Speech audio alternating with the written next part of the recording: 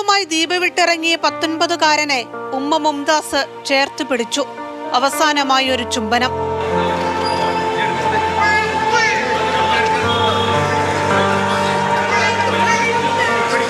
മകന്റെ ചേതനയേറ്റ ശരീരത്തിനരികെ ഉപ്പ നിസാറ്.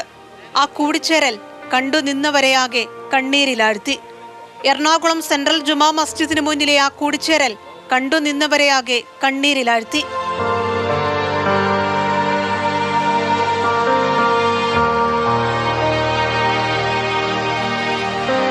പരിമിതികളെ പഠിച്ചു തോൽപ്പിച്ച മിടുക്കനാണ് ലക്ഷദ്വീപ് സ്വദേശിയായ മുഹമ്മദ് ഇബ്രാഹിം. 98% മാർക്കോടെ +2 പഠിച്ചിറങ്ങി. പരീക്ഷയിൽ മികച്ച റാങ്ക്. ഡോക്ടർ എന്ന സ്വപ്നത്തിലേക്ക് ചുവടുവെച്ചു തുടങ്ങിയതേയുള്ളൂ. പ്രിയ കൂട്ടുകാരനരികിലെത്തിയ സുഹൃത്തുക്കളും ആ വേർപാട് താങ്ങാനാകാതെ വിതുമ്പി.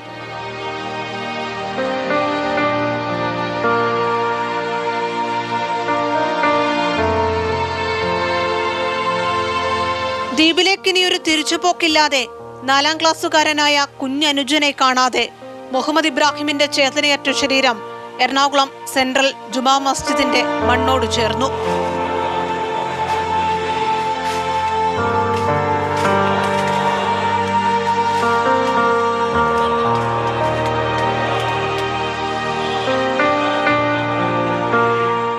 ഉമ്മയുടെ സ്നേഹചുംബനം ഏറ്റുവാങ്ങി ഉപ്പ വെച്ച മൈലാഞ്ചി ചെടിയുടെ തണലിലേക്ക് ഒടുവിൽ 19കാരൻ മുഹമ്മദ് ഇബ്രാഹിം മടങ്ങുകയാണ്. സ്വപ്നങ്ങൾ ബാക്കിയാക്കി. ക്യാമറമാൻ വിജേഷ് പുതുവാശ്ശേരിക്കൊപ്പം കൊച്ചിയിൽ നിന്ന് റിയ, മാതൃഭൂമി ന്യൂസ്.